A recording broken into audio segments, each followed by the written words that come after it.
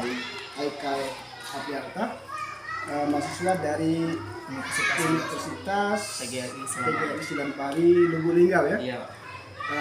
Dalam hal ini akan bertanya tentang kurikulum Merdeka. Kami dari SD 83 Jalebong sangat mendukung program dari Universitas PGRI Silampari Lubuk Linggau ya.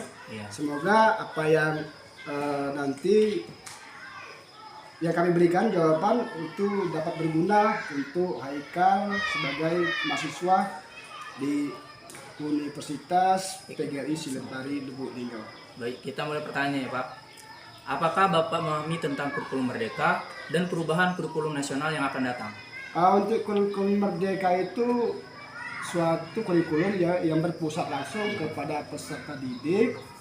Jadi yang dituntut untuk lebih aktif itu kita ke peserta didiknya, bukan gurunya. Untuk perubahan kemudian dari kurikulum Merdeka, rencana pemerintah akan dikembalikan disempurnakan lagi menjadi kurikulum nasional. Mungkin di sini penyempurnaannya ada beberapa kelemahan-kelemahan dari kurikulum Merdeka akan disempurnakan untuk menjadi kurikulum nasional yang akan dilaksanakan serentak ya di Indonesia. Itu kita tinggal menunggu launching untuk kurikulum nasional. Oke, pertanyaan kedua, bagaimana pandangan Bapak tentang kurikulum Merdeka dan perubahan kurikulum nasional yang akan datang? Untuk kurikulum Merdeka tadi sudah kita bahas tadi kan, itu berpusatnya langsung ke peserta didik. Jadi peserta didik yang kita lebih aktifkan sana. Untuk kurikulum nasional karena belum launching, jadi kita belum begitu memahami ya apa saja nanti perubahannya di kurikulum nasional itu. Lanjut pertanyaan ketiga, perbedaan apa yang mendasar yang Bapak rasakan dan implementasikan antara kurikulum 2013 dengan kurikulum Merdeka? Untuk perbedaan kurikulum Merdeka itu pembelajaran itu lebih spesifikasi, ada namanya P5 ya, proyek penguatan Pancasila. Kemudian pembelajarannya juga berpusat langsung ke peserta didik kita untuk pembelajarannya. Sedangkan kurikulum 13 itu masih terlalu monoton. Jadi tidak ada proyek, tidak begitu berpusat kepada peserta didik. Jadi kemudian disempurnakan jadi kurikulum Merdeka.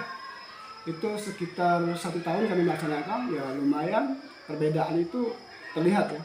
Untuk pembelajaran hasil untuk peserta didik ketika sudah melaksanakan kurikulum Merdeka.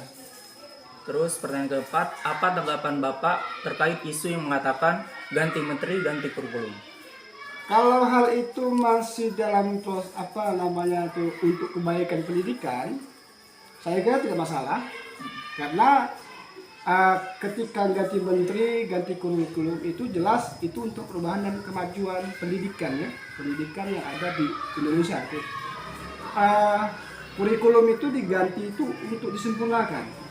Ganti menteri mungkin dari menteri ide-ide menteri baru itu mungkin lebih bagus lagi, atau mungkin adopsi dari kurikulum 2013 misalnya kan ke kurikulum Merdeka. Kemudian dari kurikulum Merdeka diadopsi lagi, diperbaiki, direvisi menjadi kurikulum nasional untuk dilaksanakan. Itu saya kira tidak masalah ya. Yang penting hal itu masih untuk perubahan dan kemajuan pendidikan yang ada di Indonesia. Terus pertanyaan kelima, apakah sekolah ini tempat Bapak mengajar ini telah menerapkan kurikulum Merdeka secara ideal? Untuk SD 83 Jalebong saat ini baru melaksanakan kelas 1 dan kelas 4 ya. Sesuai dengan anjuran, tidak langsung drop semuanya ya. Cuman bertahap untuk tahun 2002 pembelajaran 2024-2025 itu SD 83 baru menerapkan 2 kelas 1 dan kelas 4. Pertanyaan keenam, tema apa yang paling sering dipilih dalam implementasi P5 pada kurikulum Merdeka? Untuk P5 ya, kami menerapkan 2 tema, yaitu gaya hidup berkelanjutan, seperti daur ulang sampah, kemudian kearifan lokal. Jadi kearifan lokal seperti apa sih yang bisa diangkat dari masyarakat apa namanya tuh bisa adat istiadat atau masakan gitu kan. Kemudian diangkat dipelajari ya, bisa nanti ada nilai jual. Seperti kan kalau daerah kita kan penghasil durian nih, Durian. jadi alangkah baiknya gimana nih ngolah durian gitu untuk jadi misalnya tempoyak ya, dari proses tempoyak, sejarah tempoyak misalnya kan, kemudian lempok ya, lempok durian bagaimana caranya, dari apa saja bahannya kan, sejarahnya bagaimana, nanti bisa ditanyakan kepada orang-orang terdahulu seperti itu kan, seperti nenek kakek kita yang sudah mahir bertempoyak, dari mana ya asal tempoyak itu kan. Iya. Jadi ada dua tema yang kita pilih, yaitu gaya hidup berkelanjutan dan kearifan lokal. Terus pertanyaan ketujuh, apakah Bapak pernah mengikuti pelatihan kurikulum merdeka? Untuk kurikulum Merdeka SD 83 Lojong Lebong ya, sudah beberapa kali melaksanakan in-house training, pelatihan langsung dengan narasumber-narasumber yang kompeten, Iya. seperti mengundang dinas pendidikan, mengundang guru praktik baik, guru penggerak. Alhamdulillah sudah beberapa kali dilaksanakan untuk pelatihan kurikulum Merdeka di SD 83. Sudah berapa kali, Pak? Untuk pelatihan itu kira-kira kami kemarin sudah 3 kali ya, 3 kali bulan Desember itu 3 hari, kemudian di Januari dan Februari. Jadi sudah dilaksanakan selama 3 bulan, 3 kali ya, 3 kali dengan pertemuan durasi 4 hari per bulan. Itu dengan narasumber tadi yang dari guru penggerak dan guru berpraktik baik. Pertanyaan ke-8, proyek apa saja yang pernah Bapak buat atau pernah Bapak lakukan? Untuk proyek ya SD 83 Rejang Lebong itu karena tadi dikhususkan untuk gaya hidup berkelanjutan dan kearifan lokal. Itu proyek daur ulang sampah Ya. seperti pembuatan bunga ya dari plastik, limbah plastik yang ada di sekitar masyarakat. Jadi plastik-plastik disusun, dibersihkan, kemudian dijadikan untuk bunga. Kemudian untuk kearifan lokal tadi, bagaimana cara membuat lempok durian tadi ya. Itu sudah dilaksanakan, alhamdulillah sudah berhasil. Itu untuk kelas 1 dan kelas 4. Pertanyaan ke-9, terkait dengan profil pelajar Pancasila, profil yang mana yang intens diimplementasikan dalam pembelajaran? Jadi untuk pembelajarannya ada 2 tema yang itu bisa diimplementasikan, itu bagus, seperti gaya hidup berkelanjutan, karena hal ini akan terus ya secara jangka panjang sampai lama, jadi jangka panjang ya. Itu misalnya sampah-sampah itu bisa didaur ulang untuk sesuatu yang bermanfaat. Kemudian satu lagi yaitu kearifan lokal tadi bisa menemukan beberapa yang ada di daerah kita, di desa kita. Misalnya kalau desa kita penghasil durian, jadi bagaimana cara mengolah durian itu kan, tidak hanya dijual dalam keadaan durian masak ya, namun diolah dulu menjadi yang lebih daripada durian, jadi lempok seperti itu kan. Banyak lagi seperti lain ya. Kalau di daerah-daerah kita ini seperti Rabung Asam segala macam ya, dari adat istiadat tadi segala macam, itu masih bisa digali lagi sejarah-sejarahnya, dipelajari, itu mungkin bisa nanti dibawa keluar hasilnya. Oke. Terus pertanyaan ke-10, apa harapan Bapak dengan melaksanakan kurikulum Merdeka?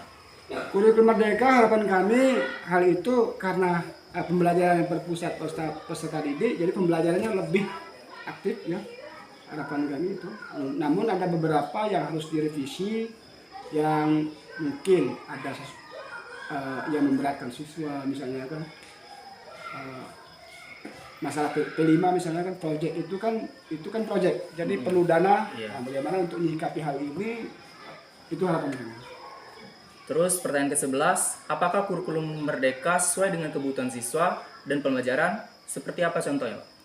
Untuk kurikulum Merdeka itu sudah sesuai ya, sudah sesuai dengan pendidikan Ya. dan hasilnya untuk siswa kita.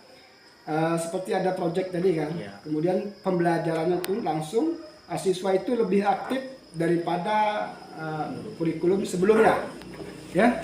Kalau selama ini kan yang aktif itu guru mengajar siswa, tapi sekarang kita mempelajarinya bagaimana ya siswa itu yang lebih aktif mencari, menggali informasi ya, karena sekarang ini kan sudah banyak informasi media segala macam kan, dari handphone, dari YouTube segala macam. Jadi siswa itu disuruh cari lebih aktif dari gurunya. Terus pertanyaan ke-12, bagaimana interaksi guru dengan siswa selama implementasi kurikulum Merdeka? Untuk interaksi ya berjalan dengan baik. Nama pembelajaran sudah sesuai. Jadi antara siswa dengan guru itu sama-sama kerjasama. Jadi karena siswanya aktif, jadi si guru memberikan pembelajaran itu lebih intens lagi. Oke, terima kasih Bapak. Terakhir ini Pak, insiden atau harapan atau motivasi yang dapat Bapak berikan kepada calon guru atau mahasiswa pendidikan guru sekolah dasar. Untuk guru sekolah dasar ya, jadi yang harus dipelajari bagaimana mengenal karakter peserta didik. Jadi kita harus benar-benar belajar mengenal itu pedagogik ya. Jadi untuk kedepannya untuk mahasiswa khususnya pendidikan sekolah dasar itu benar-benar bisa mampu manage, karena anak-anak di usia SD itu masih rentan ya. Mereka mengenalnya cuma dengan ibu. Makanya pembelajaran di SD itu kita tidak menonton dengan satu bahasa. Misalnya kan, kalau misalnya kita ditempatkan di daerah yang kita tidak kenal bahasanya, kita harus belajar bahasa itu. Karena anak-anak SD, apalagi kelas 1 itu, kita utamakan bahasa ibu. Jadi lebih dekat, lebih erat dengan siswa. Jadi ya kemudian ikuti perkembangan zaman. Untuk sekarang kan kurikulum semakin maju dan semakin direvisi, dirubah. Jadi itu ikuti benar-benar pembelajaran itu. Nanti ketika sudah turun jadi guru sudah mengerti, oh ini karakter seperti didik seperti apa kan, untuk kemajuan pembelajaran bagaimana. Jadi itu untuk itu. Terima kasih Bapak sudah menjadi narasumber saya dalam tugas wawancara kali ini. Jika ada kesalahan saya mohon maaf, kepada Allah Sang Mengampun. Saya akhiri, wabillahi taufiq wal hidayah. Wassalamualaikum warahmatullahi wabarakatuh. Waalaikumsalam warahmatullahi wabarakatuh.